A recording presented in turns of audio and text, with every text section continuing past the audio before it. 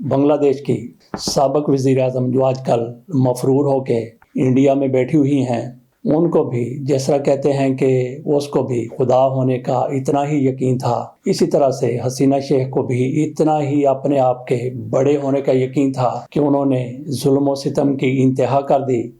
1400 لوگوں کو ان کے حکم پر مار دیا گیا۔ ایسے لوگ جو ان کے خلاف مظاہرے کر رہے تھے، احتجاج کر رہے تھے، ان کی طرف سے اس کو بغاوت کا نام دیا گیا اور یہ اسٹوڈنٹ تھے۔ 1400 کی ہلاکت ہو گئی۔ آئی جی صاحب کی طرف سے بھی معاونت کی گئی اور بھی ان کو معاونت فراہم کی گئی۔ تو آج بنگلہ دیش کی عدالت کی طرف سے، جس سے انٹرنیشنل کرائم ٹریبیونل کا نام دیا گیا ہے، اور اس کے سربراہ تھے جناب غلام مرتضیٰ موجمدار صاحب، اور ان کے ساتھ دو اور بھی جج صاحبان موجود تھے، ان کی طرف سے حسینہ شیخ کو سزائے موت سنا دی گئی۔ ان پر انسانیت کے خلاف جرائم ثابت ہو گئے۔ میں آپ کے سامنے فیصلہ تھوڑا سا پڑھ کے سنا دیتا ہوں۔ بنگلہ دیش کی گھریلو جنگی جرائم کی عدالت انٹرنیشنل کرائم ٹریبیونل نے معزول وزیر اعظم شیخ حسینہ کو 2024 میں طلبہ کی قیادت میں ہونے والے بغاوت کے خلاف مہلک کریک ڈاؤن کا حکم دینے پر سزائے موت کی سزا سنا دی۔ جج غلام مرتضیٰ موجمدار نے کہا کہ حسینہ کو 3 معاملات میں قصوروار پایا گیا ہے، جس میں اکسانا،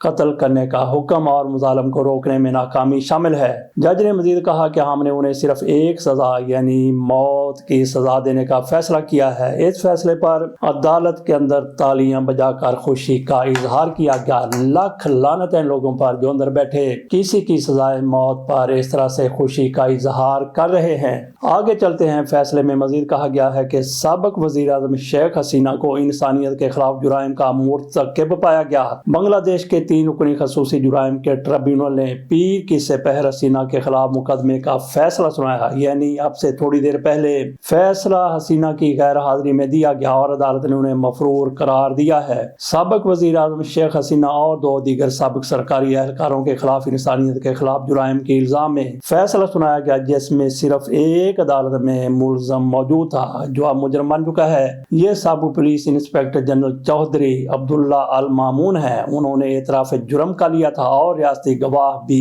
بن چکے ہیں۔ شیخ حسینہ معزول ہونے کے بعد بھارت فرار ہو گئی تھی اور مقدمے کی سماعت کے لیے واپس آنے سے انکار کر دیا تھا، جبکہ تیسرے ملزم سابق وزیر داخلہ اسدالزمان خان کمال روپوش ہو گئے تھے اور افواہوں کے مطابق وہ بھی فرار ہو کر بھارت پہنچ چکے ہیں۔ 2 کا انتظار ہے وہ کب بنگلہ دیش میں آتے ہیں، ان کے سزا پر عمل ہوگا یا نہیں ہوگا۔ لیکن یہاں پہ ہم نے یہ بات بھی کرنی ہے کہ جتنی احمق کوئی حکومت ہو سکتی ہے، پہلے آپ کو وہ درست کیا ہوا شعر سنا دیتے ہیں۔ تم سے پہلے وہ جو ایک شخص یہاں تخت نشین تھا، اس کو بھی اپنے خدا ہونے پہ اتنا ہی یقین تھا۔ یہ حسینہ شیخ کے حوالے سے ہم نے آپ کو بتایا ہے جتنا ان کو یقین تھا کہ مجھے کوئی پوچھنے والا نہیں ہے۔ اسی طرح سے کئی اور ممالک میں بھی اور ہمارے ملک میں بھی ایسے لوگ موجود ہیں۔ اور پھر ہوتا یہ ہے کہ جو سرکاری کرندے ہوتے ہیں، سرکاری آفیسر ہوتے ہیں، جس طرح سے مسعود محمود ذوالفقار علی بھٹو کے ہوا کرتے تھے، وہ سرکاری گواہ بن کے ان کو پھانسی کے پھندے تک لے جاتے ہیں۔ خدا نہ کرے کہ حسینہ شیخ کو پھانسی لگ جائے۔ بہرحال ان کو سزائے موت سنائی جا چکی ہے اور اس پر ان کا رد عمل یہ تھا، جیسے ہی اس کا فیصلہ آنے لگا ان کی طرف سے کہا گیا کہ وہاں پہ جو کچھ بھی ہو رہا ہے سارا کچھ بوگس ہے، جعلی ہے۔ انہوں نے کہا کہ میں نے کسی کے قتل کا حکم نہیں دیا، بہرحال اتنے لوگ مارے گئے اس کا مجھے افسوس ہے۔ اور ساتھ ہی ان کی طرف سے اس ٹربیونل کو، اس کورٹ کو کینگرو کورٹ بھی کہا گیا۔ جس طرح سے بے نظیر بھٹو کو سزائیں 90 کی دہائی میں سنائی گئی تھی، وہ بھی ان کو کینگرو کورٹ ہی کہا کرتی تھی۔ اور ذوالفقار علی بھٹو کو جس عدالت کی طرف سے سزائے موت سنائی گئی تھی، بے نظیر بھٹو کی طرف سے اپنے والد کو سزا سنانے والی عدالت کو بھی کینگرو کورٹ ہی کہا گیا تھا۔ اسی طرح سے حسینہ شیخ اور ان کے بیٹے کی طرف سے اس عدالت کو کینگرو کورٹ کہا گیا ہے اور وہ شاید اپنے ملک میں دوبارہ واپس نہ آئیں۔ یہاں پہ تھوڑی سی بات کر لیتے ہیں کہ احمق حکمران ایسے ہی ہوتے ہیں ہر ملک میں۔ یہ ہم حسینہ شیخ کی بات نہیں کر رہے، بلکہ آج کے وہاں پہ حکمران جن کی طرف سے یہ سارا اہتمام کیا گیا ہے حسینہ شیخ کی طرف سے اور ان کے ساتھیوں کی طرف سے، اس میں کوئی شک نہیں ہے کہ انہوں نے انسانیت کے خلاف جرائم کیے۔ 6 بندوں کو زندہ جلا دیا گیا جبکہ 1400 کو مار دیا گیا۔ ان کی ہلاکت ہو گئی، فائرنگ سیدھی فائرنگ کی گئی تھی احتجاج کرنے والے لوگوں پر، اور اس کی پاداش میں ان کو سزائے موت سنائی گئی ہے۔ پہلے یہ بھی خبریں آئی تھی کہ ان کو سزائے موت سنائی گئی اور اس کے ساتھ ساتھ دوسرے جرائم میں ان کو تا حیات قید کی سزا بھی سنائی گئی ہے۔ لیکن آپ کے سامنے جو ہم نے نے فیصلہ پڑھا ہے موجمدار صاحب کا، اس میں انہوں نے کہا کہ ہم نے ان کو سزائے موت سنا دی ہے۔ جب کسی شخص کو سزائے موت سنا دی جاتی ہے تو پھر دوسری سزاؤں کی کوئی ضرورت رہ نہیں جاتی۔ بہرحال جس طرح سے ہم نے کہا کہ اہم حکمران ہے بنگلہ دیش کے، وہ حسینہ واجد نہیں بلکہ جو آج کے وہاں پہ حکمران ہیں، جس طرح سے وہاں پہ تالیاں پیٹی گئی، بہرحال ان کو حق ہے کہ یہ اس پر خوش ہو جائیں، کیونکہ انہوں نے جو بھی حسینہ شیخ کے لیے جال بچھایا تھا اور عدالت کی طرف سے ویسا ہی فیصلہ آ گیا جیسا یہ چاہتے تھے۔ لیکن ہم یہاں پہ ان کی حماقت کی اس طرح سے بات کر رہے ہیں کہ حسینہ شیخ کی پارٹی وہاں پہ موجود ہے، اس میں کوئی شک نہیں ہے کہ وہاں پہ حسینہ شیخ کے چاہنے والے بھی موجود ہیں، اس کے حامی بھی موجود ہیں، لیکن اس پارٹی پر پابندی لگا دی گئی ہے، اس کی رجسٹریشن منسوخ کر دی گئی ہے۔ تو اس طرح آپ کیسے کسی پارٹی کو ختم کر سکتے ہیں؟ پیپلز پارٹی کو پاکستان میں ختم کرنے کی کوشش کی گئی، مسلم لیگ نون کے ساتھ بھی ایسا ہی ہوا اور تحریک انصاف کے ساتھ بھی ایسا ہی ہو رہا ہے۔ لیکن جو بھی ایسا لوگ سوچتے ہیں کہ ایک پارٹی کا خاتمہ کر دیا گیا ہے، وہ بالکل غلط ہے۔ اسی طرح سے بنگلہ دیش میں حسینہ شیخ کی پارٹی عوامی لیگ کو الیکشن میں حصہ لینے کی اجازت نہیں ہے۔ یہ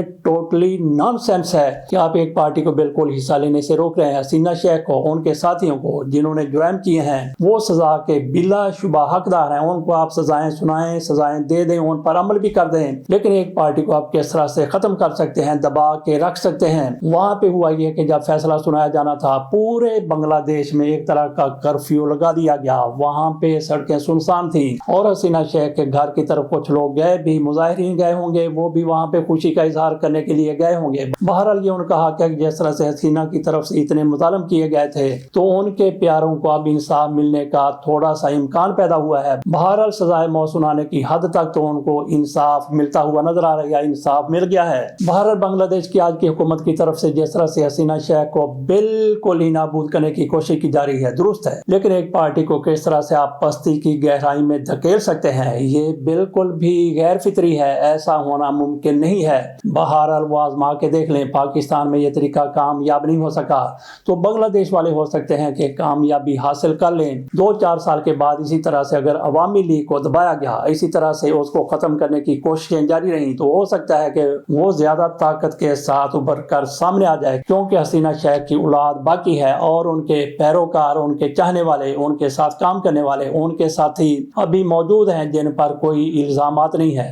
اس میں بھی کوئی شک نہیں ہے کہ بہت سے لوگوں کی طرح سے مظالم کیے گئے ہوں گے، لیکن پارٹی کا ہر لیڈر، پارٹی کا ہر کارکن، پارٹی کا ہر حامی کسی بھی طور پر مجرم نہیں ہو سکتا۔ بہت سے لوگ صاف ستھرے کردار کے مالک ہوں گے، ان کے پاس اگر پارٹی رہتی ہے تو پھر ان کو کیا اعتراض اور احتجاج ہو سکتا ہے۔ چلتے ہیں پاکستان کی سیاست کی بات کر لیتے ہیں۔ بلاول بھٹو زرداری کی طرف سے جس طرح سے انہوں نے نعرہ لگایا تھا، جس طرح سے انہوں نے اسٹیبلشمنٹ کے خلاف بات کی تھی، اسٹیبلشمنٹ کو جس طرح سے انہوں نے للکارا تھا، جس طرح سے انہوں نے چیلنج کیا تھا، تو اسٹیبلشمنٹ نے مکمل طور پر سرنڈر کر دیا تھا اور وہاں پہ آج سرنڈر کا نتیجہ سامنے آ گیا۔ وہاں پہ انوار الحق صاحب کی طرف سے پہلے کہا گیا تھا کہ انہوں نے جتنا زور لگانا ہے لگا لیں، میں عدم اعتماد کا سامنا کروں گا، میں استعفیٰ دے کے نہیں جاؤں گا۔ تو آج پھر بلکہ 2 روز پہلے پیپلز پارٹی کی طرف سے اعلان کر دیا گیا، فیصل راٹھور کو وزیر اعظم نامزد کیا گیا اور بلاول بھٹو زرداری کی طرف سے کہا گیا کہ 17 نومبر کو عدم اعتماد کی تحریک پیش کی جائے گی، اور پھر وہ آج تحریک پیش کی جانی تھی۔ وہاں پہ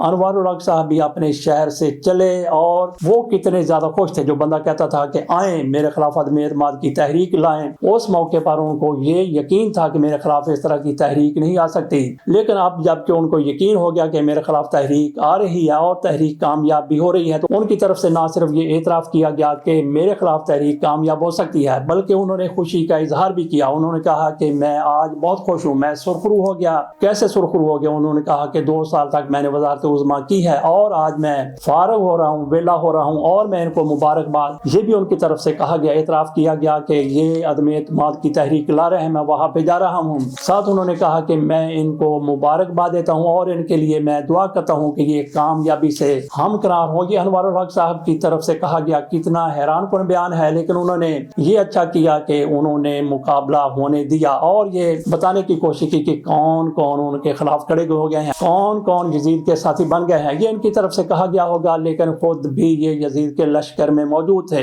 और इनकी इस तरह से तारीफ नहीं की जा सकती कि ये कोई असूल वाले बंदे हैं। ये भी उसी तरह से बेवफा थे, अपनी पार्टी के साथ गद्दारी करके दूसरों के साथ मिल गए थे और इनके साथ गद्दार के साथ मजीद गद्दारी हो गई और उनकी तरफ से बाकायदा कहा गया कि मैं इनको मुबारकबाद देता हूँ कि ये आए, बागडोर संभालें और कामयाबी से हमल कर रहा हूँ, ये अनवारुल हक साहब की तरफ से कहा गया।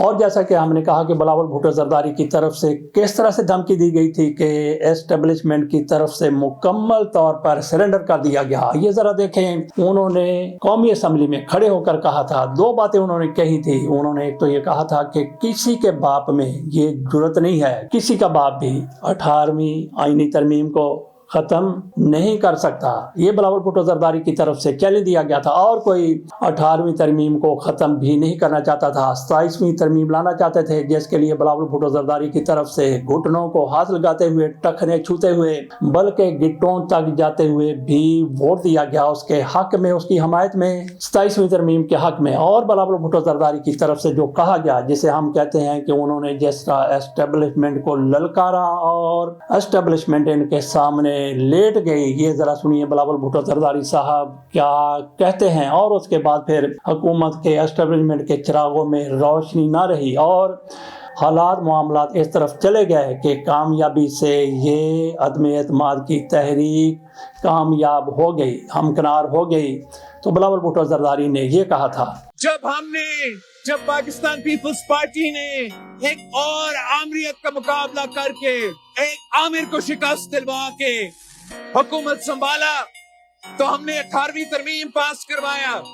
उस 18th अमेंडमेंट में इतना ताकत है कि जनाब स्पीकर किसी का बाप भी चाहे वो 18वीं तरमीम को खत्म नहीं कर सकते, आज दिन तक खत्म नहीं कर सकते। आज पिछले दोपहर को 3 बजे इनके खिलाफ अदम एतमाद हो गया और कल फैसल राठौर जो मुमताज राठौर के बेटे हैं वो आज़ाद कश्मीर के वज़ीर आज़म बन जाएंगे। और यहाँ पे ये भी ज़रा मुलाहिज़ा कीजिए, बल्कि हैरान कौन अमर ये है कि अनवारुल हक के कई साथी जो आखिरी दम से मतलब ये है कि उनके खिलाफ अदम एतमाद की तहरीक जमा करवाए जाने तक और अदम एतमाद पर वोटिंग होने तक वज़ीर रहे, स्पीकर भी रहे और उनमें से एक को वज़ीर आज़म बना दिया गया और बाकी को काबीना में शामिल किया जाना है। इसके साथ इजाज़त दीजिए, अल्लाह हाफ़िज़।